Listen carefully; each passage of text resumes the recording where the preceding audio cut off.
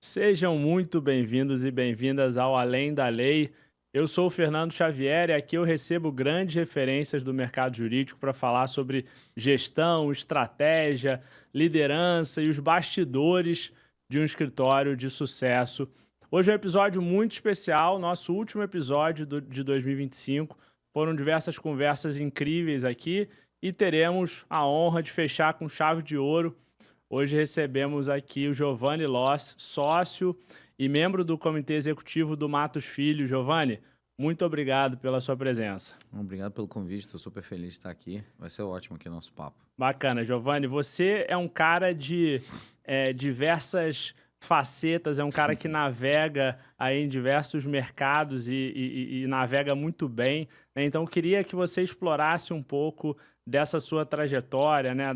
Você é capixaba, mas também morou fora e hoje mora no Rio, né? E lidera aqui a prática de óleo e gás do Matos Filho. Então, eu queria que você começasse falando um pouco da sua trajetória para a gente já vai puxando alguns pontos a partir daí. Não, legal.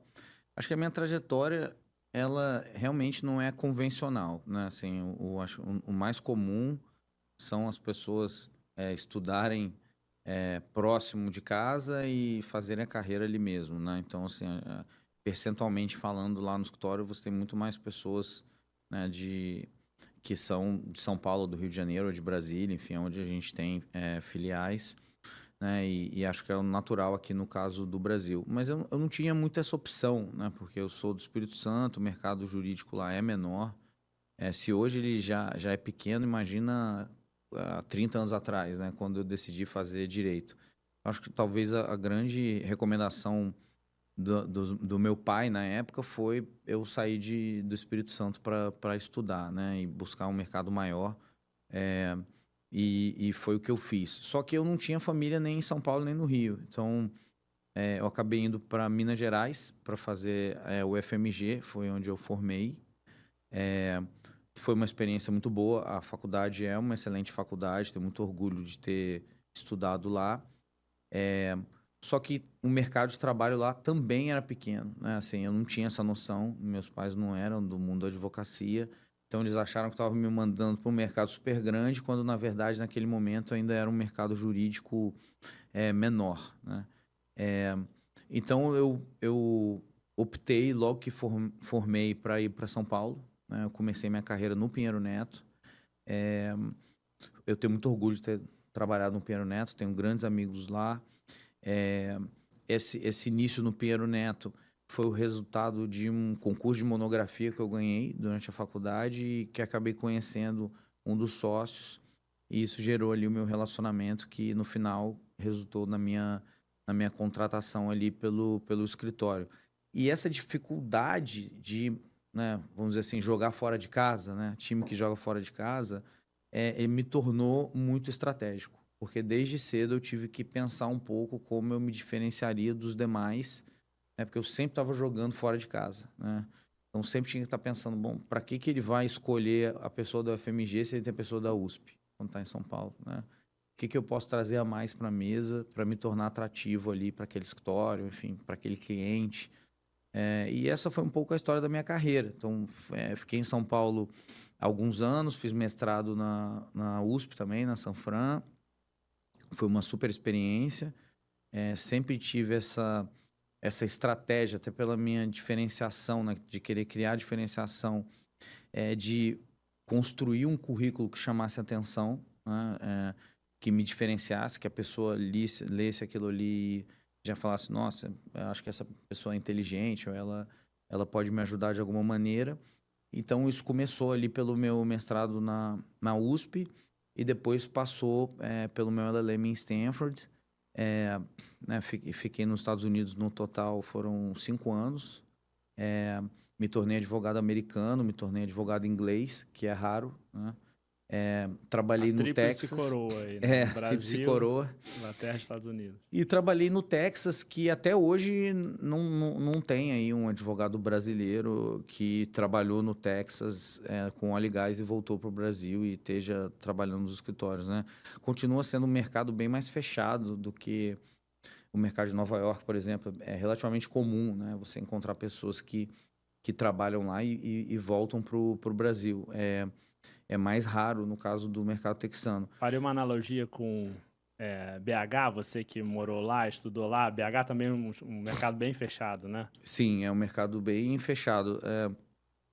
Eu acho que os mercados eles acabam tendo características, mas quanto mais do interior, vamos dizer assim, né, menor a cidade, mais ele se torna naturalmente fechado, porque as pessoas elas têm relacionamentos, né, pessoais, e esses relacionamentos às vezes são muito fortes e aí é difícil você entrar ali, né, naquele meio ali e construir. Acho que no caso do Texas também tem um lado deles ali, o sul dos Estados Unidos, sempre foi tradicionalmente menos internacionalizado, né, menos aberto ao exterior e tal. Apesar de Houston hoje ser uma cidade que já está bem internacionalizada já. Então, passei ali pelos Estados Unidos, trabalhei num escritório que hoje é um dos maiores escritórios do mundo, na época era o maior escritório do Texas, e voltei para o Brasil para entrar no Matos Filho, sou sócio do Matos Filho agora há 15 anos, e estou agora no aspecto acadêmico terminando meu doutorado na USP, mas não na Faculdade de Direito, no Instituto de Energia da USP, que é ligado à engenharia e economia. Isso é muito interessante, né? Esse mercado de óleo e gás ele é tão técnico que para você fez mais sentido fazer o doutorado em engenharia, né? Nessa parte de energia com esse foco do que na parte jurídica, né? O que eu acho que as pessoas, quando chegam a um certo nível da advocacia, né? As pessoas acabam tendo uma capacidade muito próxima de entrega, né? Assim, você compara aí dois sócios de grandes escritórios, né? Que façam a mesma coisa. Se você olhar a capacitação jurídica, eles são muito próximos, né? Muitas vezes até a formação é parecida, né? A pessoa foi para a mesma faculdade ou faculdades próximas. No final, você compete muito pouco com as pessoas que têm outro perfil, né? O Assim, delta do saber jurídico é quase que irrelevante, né? mesmo no caso do Matos Filho, se você pegar ali, né, no caso São Paulo, PUC, GV, USP, Mackenzie, deve ser 99% do público ali, né, dos advogados do escritório. Então, o seu diferencial, muitas vezes, a partir de um certo momento na carreira, ele passa pelo não jurídico. Você começa a ver ou mostrar um diferencial em coisas que não são jurídicas, né? Trazer para a mesa outras características. Eu acho interessante porque a formação do advogado americano ela já traz isso, porque o direito lá é uma pós-graduação. Então, o advogado lá necessariamente tem outro conhecimento prévio, né? Muitos são engenheiros e advogados, outros têm formação econômica. Mas quanto mais você puder trazer de formação financeira e técnica, particularmente em certas áreas, como o setor de infraestrutura e o setor de energia, né, você vai se tornar diferenciado, sim, para o cliente. Primeiro, você começa a falar a língua do cliente. Segundo, você tem capacidade de compreender melhor os temas, criar melhores argumentações, né, criar melhores estratégias para o cliente. Então, assim, por fim, eu acho que você se torna um profissional mais completo mesmo. Então, isso atrai o cliente, né? Ele percebe ali que você realmente tem um diferencial. E eu enxerguei isso relativamente cedo na minha carreira e sempre né, coloquei na minha estratégia esse lado de ir além do direito, até usando aqui o nome aí do podcast, né? De ir um pouco além do direito para essas outras áreas que poderiam me diferenciar. Não, bacana, é de uma multidisciplinaridade, de um caráter também cosmopolita, né? Espírito Santo, Minas Gerais, São Paulo, depois Rio de Janeiro, fora as experiências. Você ficou 5 anos fora, né? 5 anos fora, morei na Califórnia e no Texas. Acabou que, realmente, até um amigo meu uma vez falou isso, né? Falou, você cobriu todo o Sudeste, né? Então, hoje é difícil você encontrar um advogado do Sudeste que não te conheça de alguma forma, porque você você viveu em todos os estados do Sudeste, e aí no caso dos Estados Unidos, na Califórnia e no Texas. Sim, também criou essa minha capacidade de, né, se mudar de cidade tantas vezes, que essa minha capacidade de gerar relacionamentos, né? Porque no início é difícil mesmo. Quando você muda, né, da sua cidade, você já conhece as pessoas, aí você vai para outro lugar, aí às vezes você não conhece ninguém ou quase ninguém, né? Eu me lembro quando eu cheguei lá no Pinheiro Neto, meu primeiro dia, e aí o paulistano, ele não tem muito essa cultura de olhar assim, uma pessoa nova, vou fazer uma questão de chamar aqui para almoçar e tal. Aí no meu primeiro dia lá no Pinheiro Neto, chegou o horário do almoço, ninguém me chamou para almoçar. Aí eu fiquei meio assim, bom, o que que eu faço? Aí eu desci lá, não sabia para onde ir, peguei uma rua errada, e era no centro antigo lá. Acabei indo parar na 25 de março, comi uma coxinha e voltei pro escritório. Então, assim, aí você vê, né, as dificuldades de você realmente. Aí depois eu tive que realmente criar meus relacionamentos e desenvolvendo, porque senão eu ficava ali sozinho, né?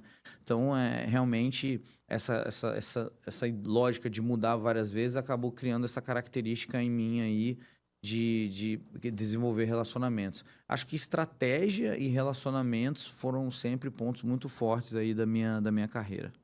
Perfeito. Então a gente vai explorar melhor isso. Só queria não perder esse gancho, porque tiveram alguns marcos bem relevantes aí na sua carreira que eu acho que a gente que vale mencionar, né? Um deles foi a premiação da Who is Who, né? Foi em que ano? Foi 2018. 2018. É. Como foi o melhor advogado do mundo no setor de energia? Foi. Nenhum brasileiro tinha ganho aquele prêmio. Eu realmente, na época, eu fiquei muito surpreso que eu ganhei o prêmio. Eu conhecia o sócio americano que ganhava o prêmio. Ele já tinha ganho 2, 3 vezes seguidas, que era chama David Asmus, já aposentou. Ele era sócio e ele era geólogo e advogado, né? Então ele tinha uma formação muito especial e ele era uma sumidade assim na profissão. E eu sempre ficava me questionando quem um dia vai tomar o prêmio ali dele, né? E acabou que fui eu. E foi algo muito surpreendente. Mas o mais interessante disso, tirando o lado de eu ter ganho o prêmio, acho que o prêmio, ele não foi só um prêmio para mim, acho que foi um prêmio para o momento ali das transações de energia no Brasil, né? A Petrobras, ela estava fazendo um programa de desinvestimento, a gente fazia o desinvestimento pela Petrobras e pegava também algumas transações pelo lado do comprador. Então, eram transações bilionárias em sequência. E então foi uma coroação desse momento mercadológico, né, do Brasil estar fazendo tantas transações no setor de energia, e particularmente no setor de petróleo e gás, por uma conjuntura que tinha de ligação com a Lava Jato, tinha ligação com a questão financeira da Petrobras. Então tinha uma série de coisas. Mas psicologicamente, eu vivi algo muito interessante ali, porque eu vivi um pouco aquele síndrome do impostor, porque eu não me achava merecedor do prêmio. Então, eu praticamente não divulguei o prêmio na época, assim, porque eu falei, as pessoas não vão nem acreditar. Eu tinha 40 anos de idade. Vão achar que é marmelada. Primeiro, já não era um prêmio tão conhecido. Segundo, né, as pessoas não ganhavam normalmente. Mas por que eu ganhei, né? E eu tive muito isso. Acho que hoje, eu sou mais maduro, né? Passaram 7 anos, estou mais maduro, eu consigo compreender toda a lógica por trás e me sinto merecedor. Mas na época não. Na época eu realmente não me sentia merecedor. Eu acho que a forma de você tratar essa questão, né? A gente, no setor de jurídico, você tem muito premiações e rankings, né? Cada um trata de uma forma diferente, né? Algumas pessoas, qualquer ranking, o cara faz uma super divulgação e tal, e outras são um pouco mais comedidas, né? Mas eu, assim, realmente, eu tive que passar por um lado de maturidade ali para me entender merecedor de certas coisas que eu acabei recebendo ali na minha carreira, né? Apesar das pessoas acharem que eu era, mas eu realmente era uma questão minha, assim, e que eu acho que algumas outras pessoas vivem isso também. Sim, sim. E só tem a síndrome do impostor quem de fato não é, né? Porque os impostores de verdade não devem ter o menor problema com isso, né, O Giovanni? impostor, Ele nem liga, né? ele nem liga, exatamente, né? Então, eu Então, acho que tem é a ver um, com é um isso. bom sinal, digamos assim, demonstra uma certa humildade também. Acho que assim, porque é tão subjetivo essas premiações, né? Então, assim, não é uma corrida de 100 metros, que aí o cara vê lá a linha de chegada e a pessoa chegou na frente. Então, tem uma subjetividade. Mas você percebe com o tempo que essas premiações, esses rankings, né? Eles não são absolutos, mas, por outro lado, eles trazem, sim, uma indicação de performance no mercado e eles fazem com que as pessoas trabalhem para melhorar, porque você Sim. quer estar ali no ranking, você quer subir, você quer ganhar o prêmio. Então, acho que eles exercem uma função importante aí de melhorar a profissão mesmo, melhorar o nível da profissão, que eu acho que é relevante. Sobe a régua e existem critérios claros ali, de certa forma, por mais que seja uma análise subjetiva, né? Sim, Mas aí, Giovanni, você trouxe, né, experiência em vários países, advogado no Brasil, nos Estados Unidos e na Inglaterra, né, advogou em vários setores aqui do Sudeste, né, em todas as capitais. Teve experiência em escritórios brasileiros, escritórios americanos, né? E o que fez você parar na gestão, hoje como membro do comitê executivo do escritório? O que te levou para esse local, um cara tão técnico? eu acho que é uma evolução natural da carreira você acabar assumindo posições de gestão, né?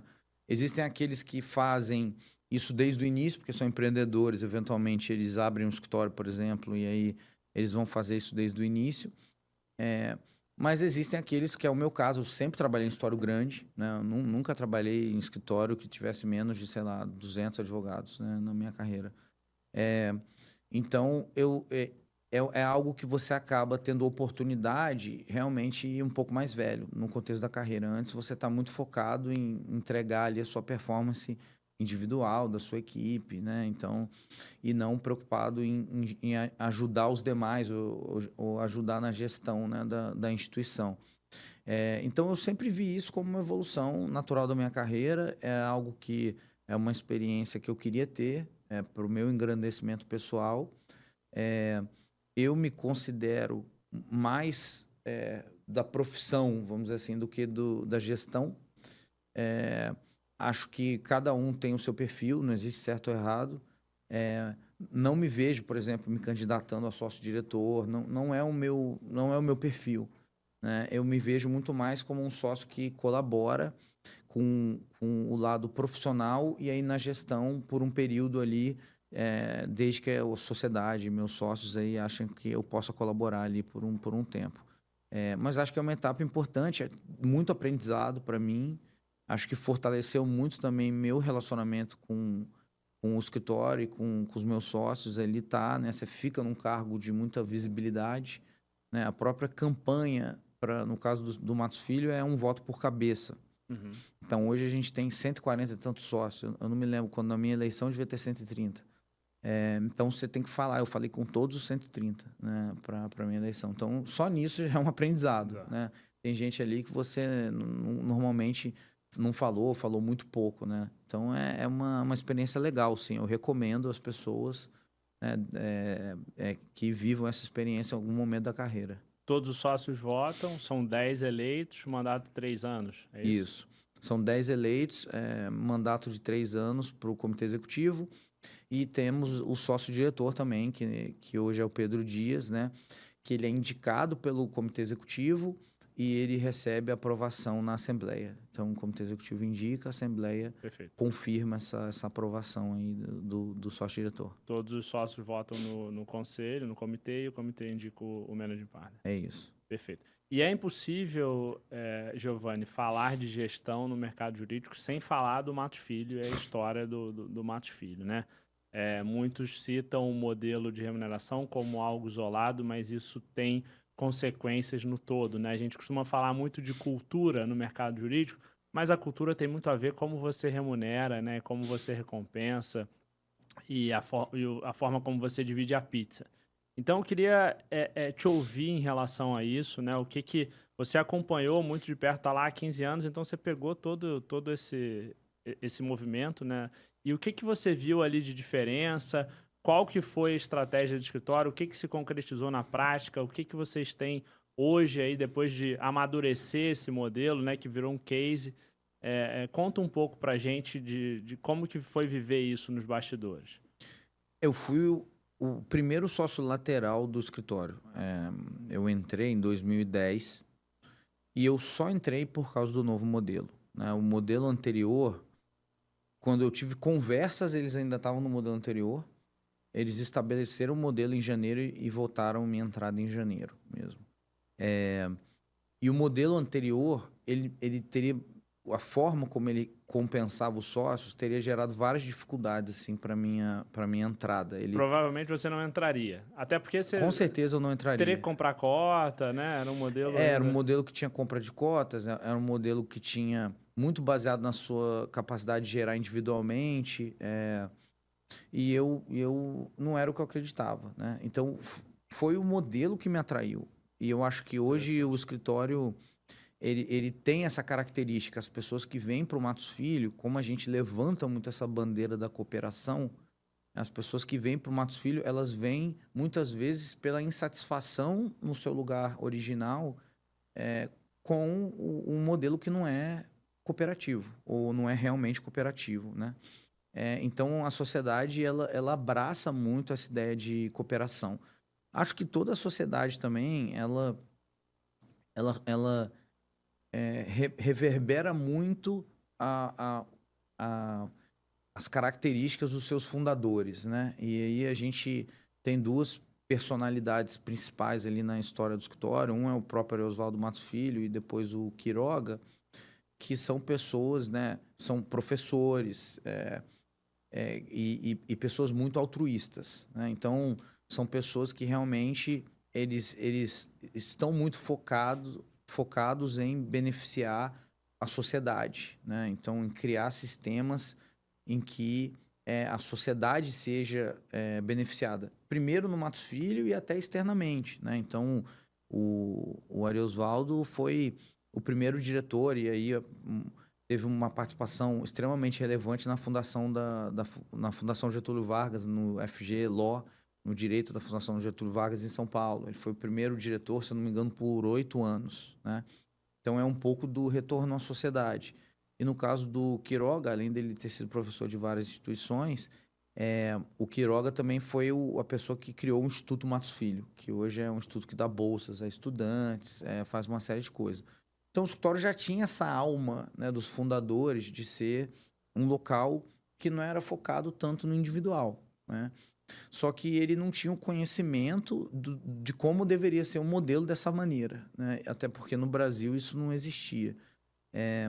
Então, foi o resultado da mudança de modelo que criou o que a gente tem hoje, né? Foi uma mudança cultural muito grande, que criou um escritório que hoje é muito mais estratégico, né? A gente tem uma estrutura em que as pessoas discutem muito a melhor forma do Matos Filho servir o cliente e a forma mais estratégica da gente se posicionar no mercado, né? Então, assim, é muito claro para o escritório tudo que a gente tem de pontos fortes e também os pontos fracos, né? Áreas que eventualmente a gente precisa desenvolver. Não é uma discussão exclusiva do management. As pessoas sabem, né? Normalmente os sócios reconhecem isso, porque todo mundo está sempre discutindo a instituição, né? O que a gente tem de bom e de ruim. E alinhando também coisas como precificação, estratégias de marketing, viagens internacionais, captação de cliente. Isso força um alinhamento interno, né? Que acaba criando ali uma instituição muito mais organizada. Então, é como eu vejo o escritório hoje. Eu acho que nenhum sócio do Matos Filho vai reclamar do modelo. O modelo ele é organizado, né, de uma forma realmente para ser duradoura, né? As pessoas vão passar por ali. A gente tem aposentadoria compulsória aos 65, a gente tem um fundo de aposentadoria que o escritório vai contribuindo todos os anos, né? Que as pessoas que saem, se ela sair voluntariamente, ela perde esse fundo, né? Então, até nisso, o escritório foi estratégico, porque hoje, por exemplo, você fazer uma contratação lateral de um sócio do Matos Filho que tenha 50 anos de idade, ele já tem um valor no fundo representativo. O outro escritório vai ter que cobrir esse valor, né? Obviamente, assumindo que o sócio se importe com isso, mas ele vai ter que cobrir esse valor. Então, a gente tenta cercar de todos os lados, né? Tanto internamente, na forma da gente cooperar, né? Quanto externamente nas nossas estratégias aí perante os clientes. Perfeito. E aí, basicamente, o Quiroga que você comentou, ele estava muito satisfeito com o relacionamento entre os sócios, né? Foi olhar benchmarks lá fora, viu, conheceu o Lockstep modificado, e aí vocês mudaram. Hoje são avaliações anuais, né? Tem um comitê de avaliação. A gente tem um comitê de remuneração, que é uma parte do comitê executivo. São 6 sócios mais o sócio-diretor, fazem parte do comitê de remuneração. E esse comitê é responsável pela avaliação dos sócios. A avaliação do sócio acontece uma vez por ano, por meio de 2 entrevistas. Você primeiro entrevista para saber como foi o ano da pessoa, a pessoa traz também as informações e depois você dá o resultado. E, eventualmente, tem conversas de meio de ano também, para alguns sócios, enfim, que tenham vontade ou que o escritório entenda que precisa ter algum tipo de conversa ali no meio do ano. Então, é feito dessa maneira, mas o diferencial do nosso Lockstep, isso não é segredo para ninguém, são 2, né? Primeiro, eu vejo muitas pessoas falando, meu escritório tem Lockstep, só que ele tem fórmula. E o problema da fórmula é que você consegue brincar com a fórmula, né? Você consegue, de alguma forma, jogar com aquela fórmula. E isso acaba criando algum tipo de incentivo também, que normalmente não é um incentivo ideal, né? Que pode não ser tão cooperativo assim, né? Então, o que eu vejo no Brasil hoje, quando as pessoas falam Lockstep, está muito atrelado a todo mundo divide o mesmo bolo, mas aí ele coloca a lógica da fórmula.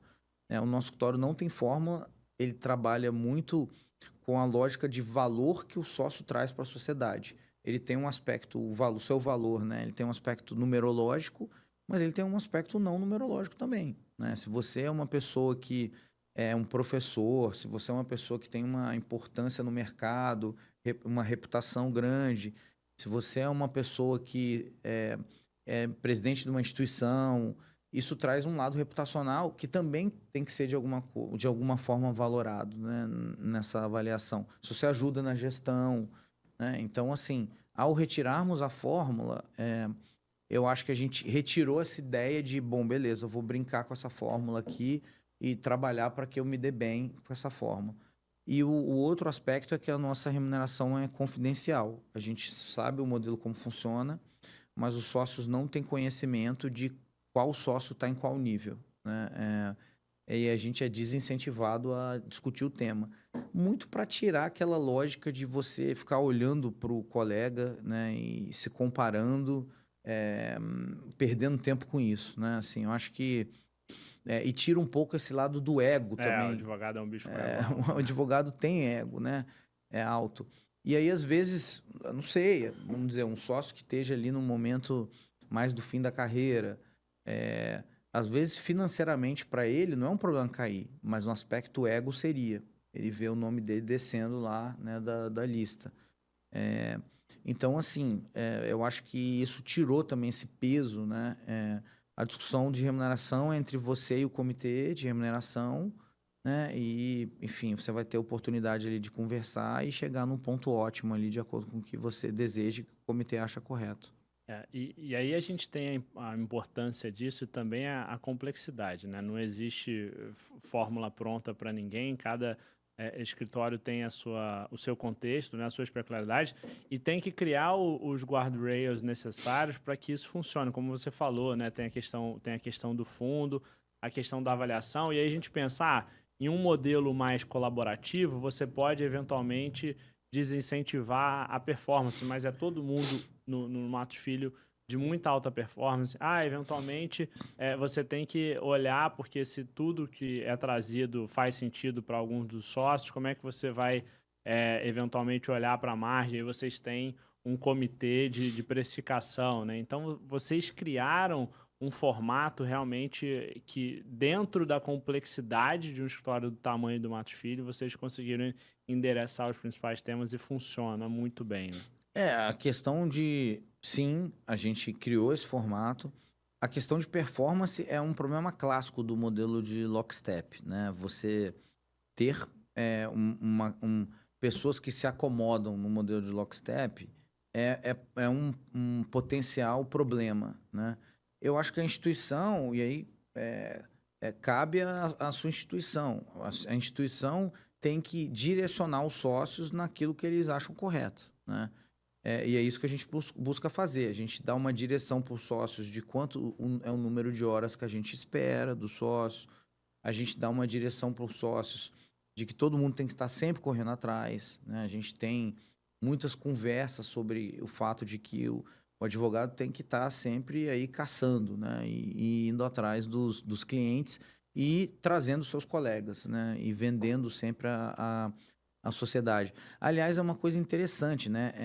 Muitas vezes é mais elegante ou mais fácil você vender o seu sócio do que você vender você. Porque, né, eu ficar aqui falando, eu sou foda, eu sou bom, a pessoa vai me achar eventualmente arrogante. Mas eu chegar aqui e falar, o Fernando é top, usa ele que você vai gostar. O cliente mesmo, né, vai ficar mais impressionado. Então, vender o colega, né, além de ser um ato muito elegante, muitas vezes pode ser um produto até mais fácil de vender do que você mesmo, né, dependendo do tema e da pessoa. Então, é isso. Perfeito. E, Giovanni, o mercado do Rio, né? Você já está aqui há um bom tempo, sabe melhor do que ninguém que tem a sua peculiaridade, né? E aí, pensando no Matos Filho em São Paulo, no Matos Filho no Rio, por mais que seja uma coisa só, como é que você enxerga esse mercado aqui, que eu já ouvi uma expressão muito boa, que é um mercado inelástico, né? E como que vocês conseguiram crescer e hoje ser o maior escritório full service do Rio de Janeiro, né? Hoje Conta a um pouco gente pra gente. tem 160 advogados no Rio. Eu confesso para você que é um número que eu nunca imaginei que a gente ia chegar no Rio de Janeiro, né? O Matos Filho como um todo tem mais de 700 advogados, deve ter uns 750 hoje. Eu já não achava que o Matos Filho ia chegar ali e muito menos que o Rio de Janeiro ia chegar nesse tamanho, né? Hoje o Rio está num tamanho que a gente já não conhece todo mundo. Quando passa no corredor, tem lá um advogado, um estagiário, eu fico me perguntando quem é essa pessoa. Mas é um mercado realmente que ele é difícil. É um mercado que ele é muito focado em setores específicos da economia, né? Em que uma sociedade ali ainda não é pequeno, né? O Rio de Janeiro, mas também não é gigante como São Paulo. Então, assim, as pessoas relativamente se conhecem ali, né? Se não conhece, conhece alguém que conhece, né? Então, a gente teve que fazer um trabalho ali, né, de desenvolver o escritório. Acho que ele passou por a gente trazer sócios, pessoas que a gente gostava e que eram admiradas pelos clientes.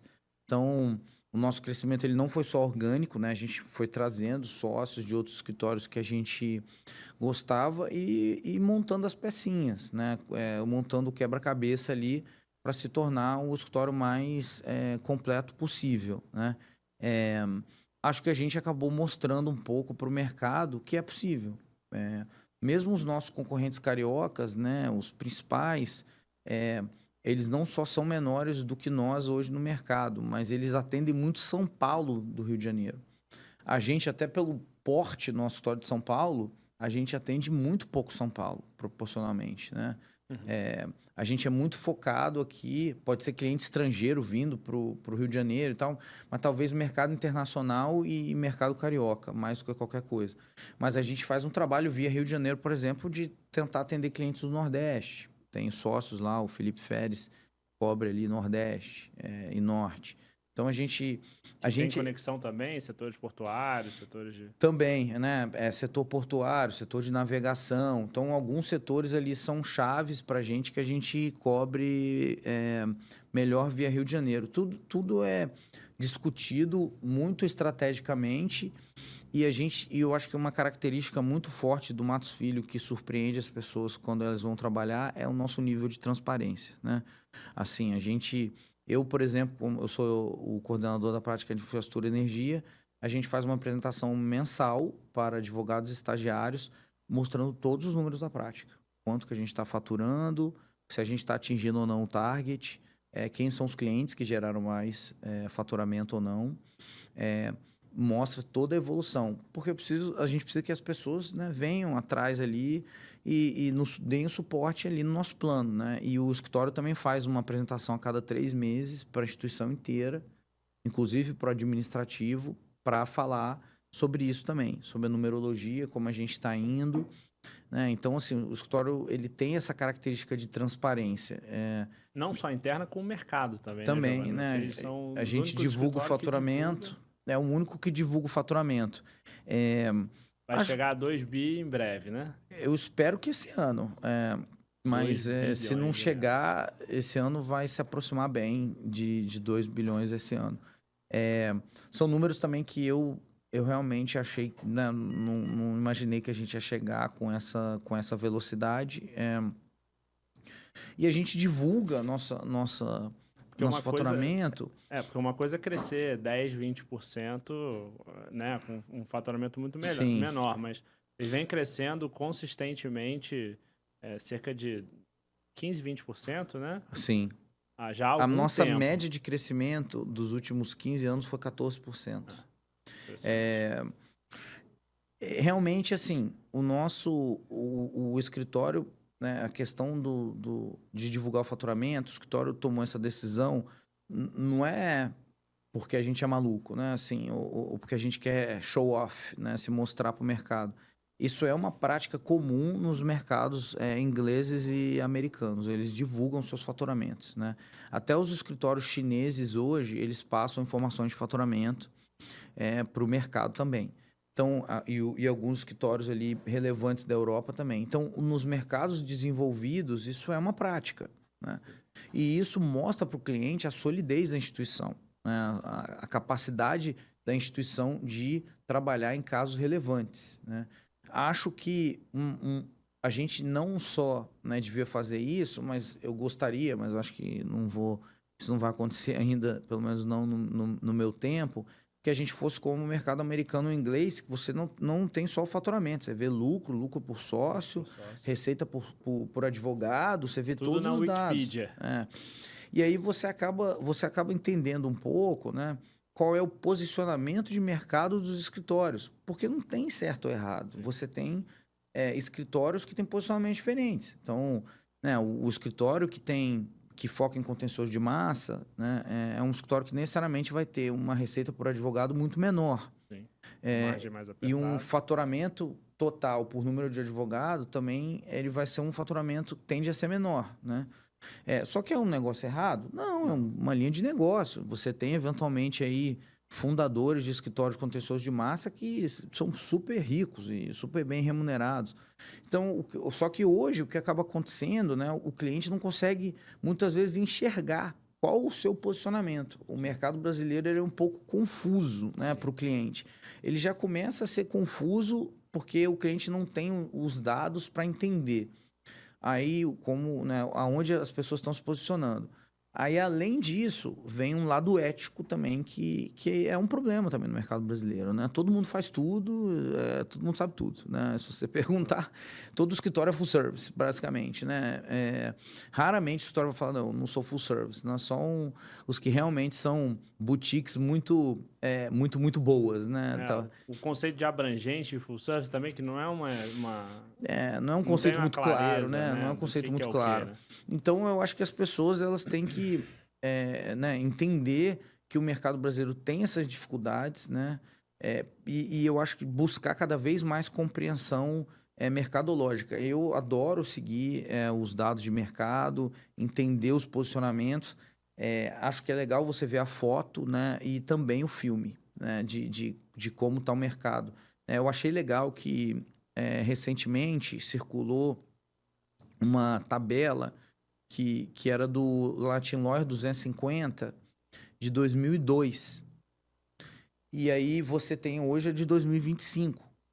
E aí você consegue claramente entender ali, primeiro que alguns sumiram, Uhum. E outros, assim, você consegue claramente entender quem cresceu mais, quem cresceu menos, né? Como os escritórios se performaram nesse ano, né? Não basta você ver a foto de hoje, Isso. né? Isso é super valioso, né? Você entende quais estratégias deram certo, quais deram errado. Tem Sim, muita lição para né? tirar daí. Muita lição. E aí você consegue enxergar um pouquinho ali a tendência, né? E ver, assim, qual que é os escritórios que provavelmente vão continuar ali crescendo, são os que vão continuar aproveitando essas oportunidades ali. É. Eu li recentemente no Circle News uma matéria sobre a unidade do Rio de Janeiro aqui do Matos Filho, né? A filial de vocês. E sobre essa estratégia, né? Então conta um pouco sobre a estratégia de vocês no Rio de Janeiro, no Mato Filho como um todo, né? O que vocês olham aí para 2026, para os próximos anos? Primeiro, assim, o Matos Filho sempre orça crescimento. A gente sempre orça crescimento, a gente é um escritório que quer gerar oportunidade, então a gente sempre também vai fazer ali um número de sócios que não é pequeno, a gente não vai fazer 1, 2 sócios, a gente sempre vai fazer 5, 6, 7 sócios. Sempre olhando uma lógica de crescimento. A nossa estratégia também vai ser sempre se tornar cada vez mais um escritório completo, né? Então, acho que São Paulo hoje já estamos completos, mas acho sim, Rio de Janeiro e Brasília, a gente tem algumas peças ali, alguns setores específicos que a gente poderia cobrir, que hoje a gente não cobre, porque a gente ainda não fez esse investimento, né? E não trouxe pessoas que trabalham em certos setores específicos. E isso está muito claro, inclusive, para a sociedade aqui do escritório.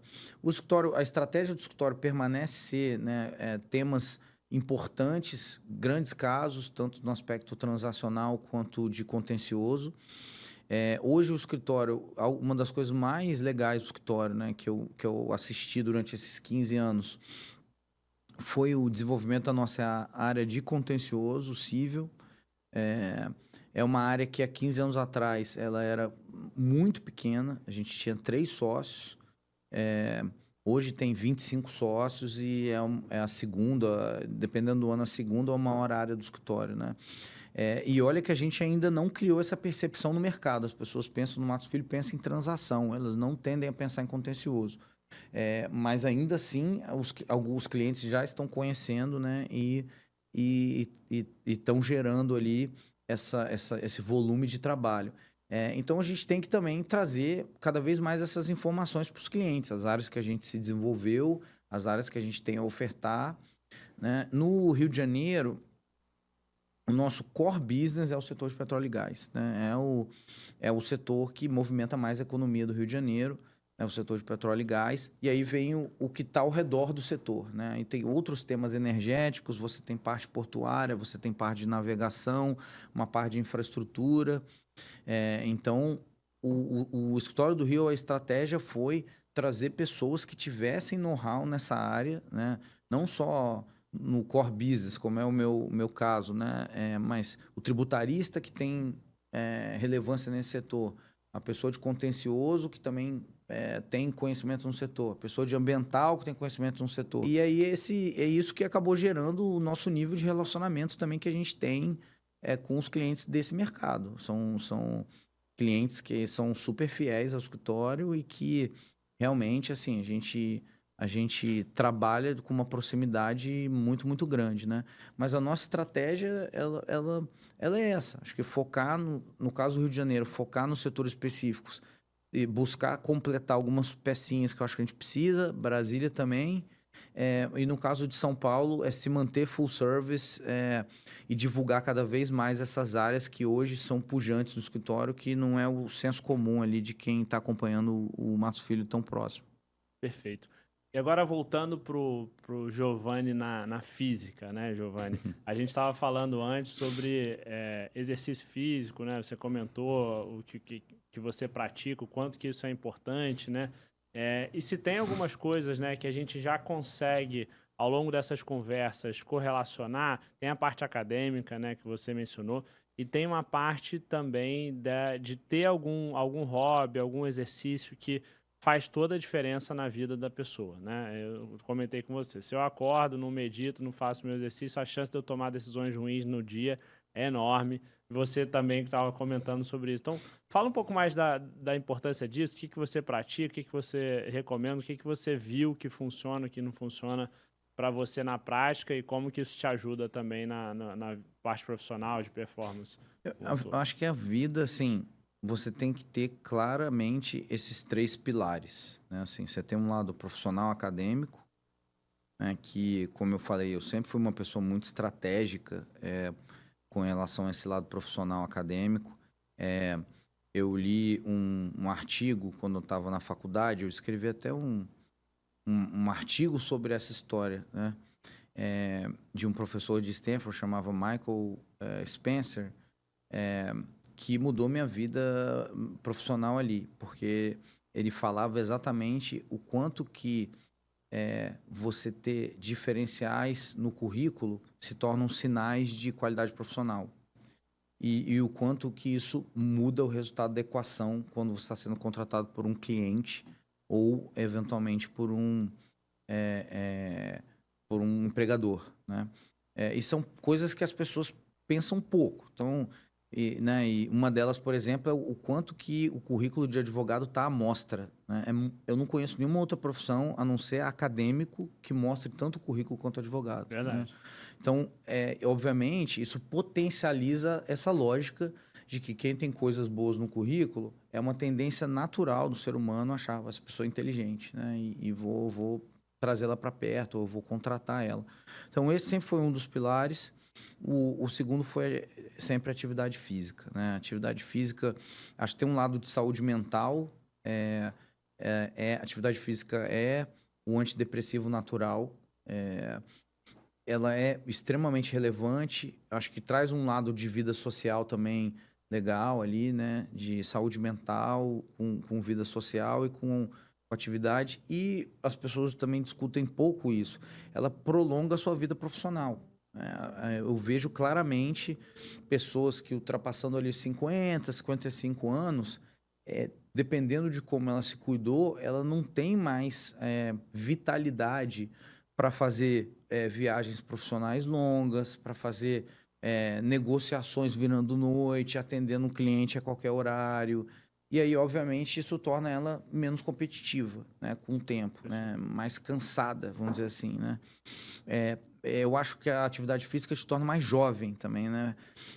O meu ciclo de atividade física, talvez o seu seja também, é de pessoas mais jovens do que eu, em média.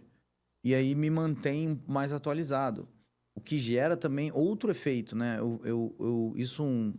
Um chefe meu, aliás, que foi uma pessoa que me inspirou muito no Matos Filho lá, o Sérgio Spinelli, ele uma vez falou isso para mim, falou, ó, uma vez que você chega numa certa idade, você vai ver que os seus colegas, né, da sua idade já não são mais, eventualmente, diretor jurídico, o cara já virou presidente de empresa, né?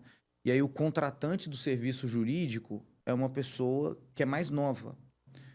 E você se desconectando disso, né, da realidade daquela pessoa mais nova, você acaba tendo problemas para repassar aquele relacionamento, entendeu? Eles não falam mais a mesma língua. Não falam mais a mesma língua. O cara vai chegar lá, você vai almoçar com ele, aí você não vai ter papo, entendeu?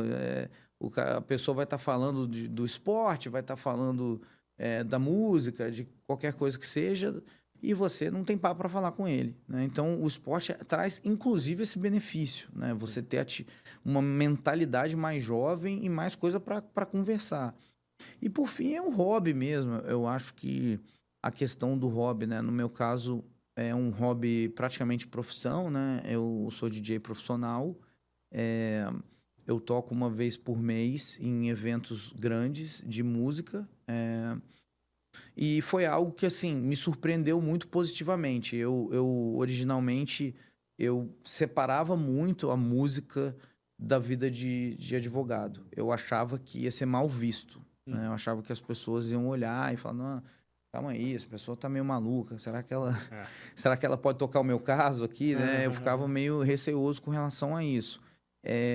E eu percebi com o tempo, na medida em que a coisa foi ganhando mais proporção, né, que não, que as pessoas hoje entendem que você pode ter um hobby, que você pode ter uma vida, e que elas acham legal, e que isso te humaniza e traz proximidade com as pessoas, né, em geral, com seus colegas de escritório, com os seus estagiários, com os seus advogados e com os clientes, né? E isso acabou sendo uma surpresa muito positiva para mim, mas assim, a experiência psicológica foi quase sair do armário, assim, sabe? Porque eu realmente, assim, eu era um negócio que era uma barreira para mim, dividir. Existe um preconceito, né? Eu acho que você tende a pensar que sim, e talvez o resultado dessa minha dessa minha saída do armário seja concluir que não necessariamente. Eu acho que depende de como você vai performar, né? Se você continua sendo um advogado que entrega, as pessoas entendem que você tem outras coisas, né, na sua vida pessoal. Mas eu me lembro quando recentemente aí eu divulguei, foi a primeira vez também, antes eu não. O que eu fazia antes? Eu nem contratava videomaker para tirar foto nem nada, porque eu não ia divulgar eu tocando, né? E aí, mais recentemente, faz um mês, eu fui, já que as pessoas já estavam um pouco mais cientes que eu tocava, a primeira vez eu contratei um videomaker para um show meu, aí ele fez vídeos, aí eu peguei um desses vídeos e joguei no LinkedIn. E eu botei uma pausa nas divulgações jurídicas para mostrar aqui o meu show. O impacto foi, cara, assim, inacreditável, assim. Eu tava no IBA recentemente, mas praticamente todo mundo que falava comigo, nossa, adorei seu vídeo, que vídeo sensacional. Uns falando pro outro, aquele é o cara que toca e tal. Então foi engraçado, assim, né? E para mim também é uma forma de, né, me manter jovem, de criar, assim, ter amigos jovens, criar coisas para falar. Então ajuda muito, me torna uma pessoa mais feliz, né? Mais alegre. Eu vejo que de largada existe um certo preconceito, mas que é facilmente quebrado quando a pessoa demonstra que ela consegue ter alta performance nas duas coisas, né? E assim, um ótimo DJ, você, enfim, toca lá fora, né? Em festas grandes internacionais, então, e um ótimo advogado. Então, assim, coisas que se complementam, assim, a princípio não parecem ser complementares, mas que você vê essa complementaridade, consegue extrair valor das duas, né? É muito interessante. Quem me inspirou originalmente foi o presidente do Goldman Sachs, ele também é DJ profissional. Legal. E aí, quando eu vi o caso dele, aí eu falei, bom, então, talvez... Dá pra conciliar, né? O que eu, obviamente, como tudo na vida, né, você tem que ter estratégia, que é o que eu gosto de fazer. Então, assim, eu toco uma vez por mês, hoje em dia, eu não toco mais que isso. Eu escolho o lugar que eu vou tocar. Então, essa semana eu vou tocar em Punta del Este, na sexta, e no Réveillon eu vou tocar em Carneiros. E é isso. Então, você tocar 2 vezes, né, até o final do ano, ou uma vez... Minto, tem a festa do Matos Filho, que eu vou tocar também. Então, são 3, mas vamos botar ali 3 vezes até o final do ano, né? Não é algo que vai te consumir tanto assim, né? Acho que você consegue gerir. Se eu fosse realmente pegar a carreira de um DJ profissional normal, tocar quinta, sexta, sábado, aí era incompatível, né? O legal é que realmente eu já consegui criar uma abertura para eu tocar em eventos legais, mesmo tocando pouco. Vamos dizer assim, tocando uma vez por mês, né? Seja por causa de relacionamento ou por causa da minha produção musical, isso acabou acontecendo para mim. Então, a minha ideia agora é explorar isso aí, continuar, quero tocar nos melhores lugares, se Deus quiser, um dia eu toco no Tomorrowland também, pelo menos, e meu target é esse. Se eu for tocar no Tomorrowland, eu volto aqui para falar com você. Boa, vai ser um prazer. E criar essa escassez é bom também, né, Giovanni? Não é figurinha carimbada ali também. Em todas as festas, tem que ir lá prestigiar o show quando tem a turnê, porque não é todo dia, né? E eu acho interessante, assim, os dois meios acham, né, algo diferente, né? Tanto os advogados acham diferente que eu toco, mas os músicos acham diferente que eu sou advogado. Ainda mais quando eu falo efetivamente o que eu faço, porque eles normalmente ligam a advocacia a tribunal, judiciário, contencioso, né, que é natural do ser humano. Quando eu falo transações, ainda mais no setor de petróleo e gás, os caras falam, como assim, né? Que não tem nada a ver. Acho pouco provável, ainda mais agora com essa área de contencioso pujante do Mato Filho, que algum contratante já tenha aí descumprido com as cláusulas quando chamam para tocar, né? Acho isso bem pouco provável. Mas você sabe que já tem advogados do escritório hoje, mais novos, que também são DJs. Eu tenho um da minha equipe, que é o Carlos. Tem um de São Paulo também, que um dia, engraçado, eu estava num evento no Leblon ali, num lugar, e tinha o DJ tocando, eu achei legal falar com ele, aí eu falei, eu sou advogado, eu também. Aí ele falou, eu sou do Matos Filho, eu falei, eu também. Ele era um advogado de São Paulo ali, que trabalha lá no escritório. Maravilha. Giovanni, indo para parte final aqui, a gente tem algumas perguntas papum que a gente traz nesse final. Acho que você já respondeu sobre crescimento, né? Crescer até certo ponto ou o céu é o limite, né? Para o Matos Filho, o céu é o limite, vocês querem crescer cada vez mais, mas mantendo essa prática, né, de casos grandes, etc. Você falou sobre isso. Agora, captação de clientes, você acha que é um dom ou é uma obrigação? Ambos. É um dom para algumas pessoas, mas obrigação para todo mundo. Perfeito. E você tem alguma referência, grande referência na advocacia que te ensinou, que foi uma pessoa importante na sua carreira, que você queira mencionar e que possa ser uma pessoa para a gente conversar aqui também? Eu diria 2 pessoas na minha história profissional tiveram um maior impacto. Um é o meu sócio americano que eu trabalhei, chama Brian Bradshaw, é um sócio hoje do Sidley Austin em Houston. E o outro foi o Sérgio Spinelli, que eu mencionei aqui, que o meu início ali no Matos Filho foi muito conectado a ele, né? Eu devo muito a ele ali esse início. É um cara legal de você chamar para conversar aqui. Sérgio Spinelli, em breve vai receber o nosso convite. Zé Mauro falou sobre você está aqui, então a gente vai criando essa corrente do bem aí, só com pessoas fera. E assim fechamos a temporada 2025 do Além da Lei. Giovanni, muito obrigado. Obrigado. O Além da Lei é oferecido pela FGX, principal consultoria em gestão e estratégia do mercado jurídico. Muito obrigado por nos acompanhar e até a próxima. Nos vemos em 2026 em São Paulo, Terra Nova. Beleza. Valeu, pessoal. Um abraço. Maravilha, beleza, cara.